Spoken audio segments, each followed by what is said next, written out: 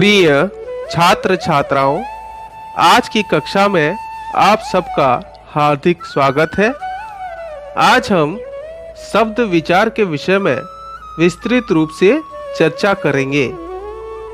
आइए सबसे पहले जानते हैं शब्द किसे कहते हैं। सार्थक ध्वनि या ध्वनि समूह को शब्द कहते हैं। शब्द भाषा की लघुतम इकाई है। शब्दों का वर्गीकरण सामान्यतः 4 आधारों पर किया जाता है। पहला है स्रोत के आधार पर, दूसरा है व्युत्पत्ति के आधार पर, तीसरा है परिवर्तन के आधार पर और चौथा है अर्थ के आधार पर। सबसे पहले हम स्रोत के आधार पर शब्दों का वर्गीकरण के विषय में जानेंगे। स्रोत के आधार पर शब्दों का वर्गीकरण 4 भागों में बांटा गया है। पहला है तत्सम शब्द, दूसरा है तद्भव शब्द, तीसरा है देशज शब्द और चौथा है विदेशी शब्द। तत्सम शब्द तत् और सम के योग से बना है तत्सम। इसका अर्थ है उसके समान, यानी संस्कृत के समान। संस्कृत में जो शब्द हिंदी में ज्यों के त्यों प्रयुक्त होते हैं उन्हें तत्सम शब्द कहते हैं, जैसे भ्राता, सुंदर, पुष्प, सूर्य आदि। तद्भव शब्द तत् और भव के योग से बना है। इसका अर्थ है उससे, यानी संस्कृत से उत्पन्न।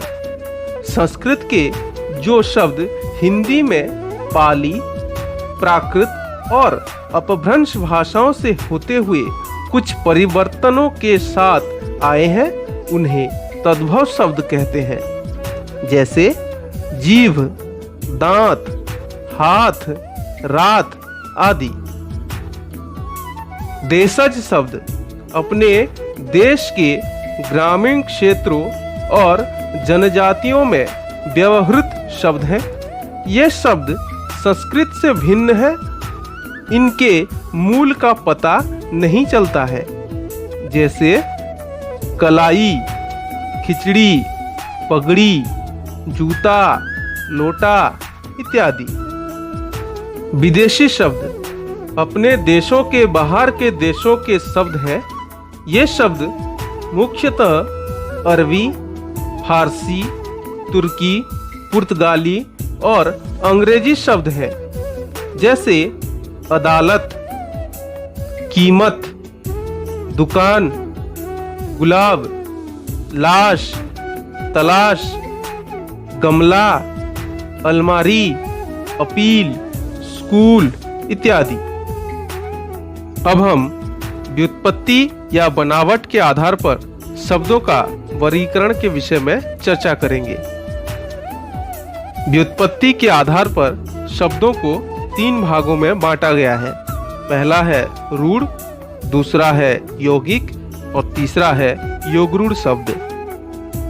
रूढ़ शब्द जिन शब्दों को सार्थक रूप से तोड़ा न जा सके और जो शब्द अन्य शब्दों के मेल से न बने हो उन्हें रूढ़ शब्द कहते हैं, जैसे देश, दिन, घर, किताब, मुंह आदि।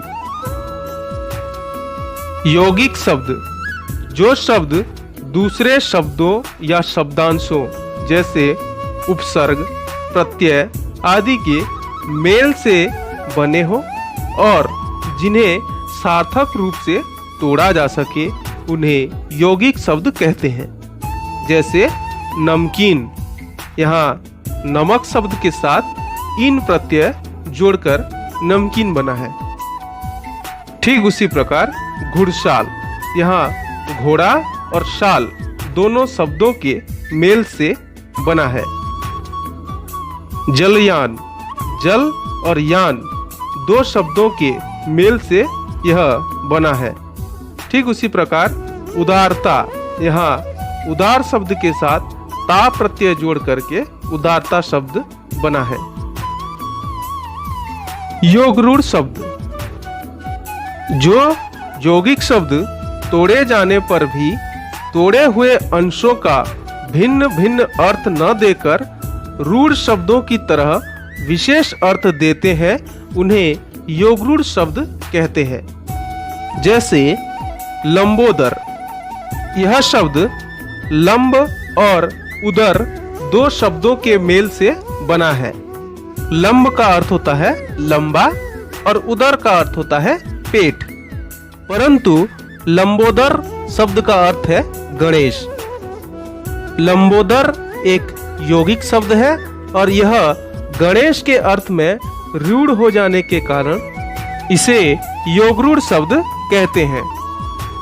ठीक उसी प्रकार पीतांबर, यह पीत और अंबर दो शब्दों के मेल से बना है।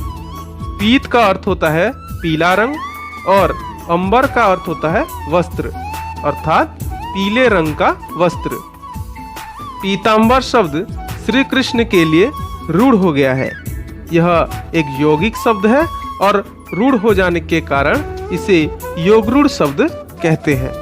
परिवर्तन के आधार पर और अर्थ के आधार पर शब्दों का वर्गीकरण हम अगली कक्षा में चर्चा करेंगे। प्रिय छात्र छात्राओं, घर पर रहें, सुरक्षित रहें। धन्यवाद।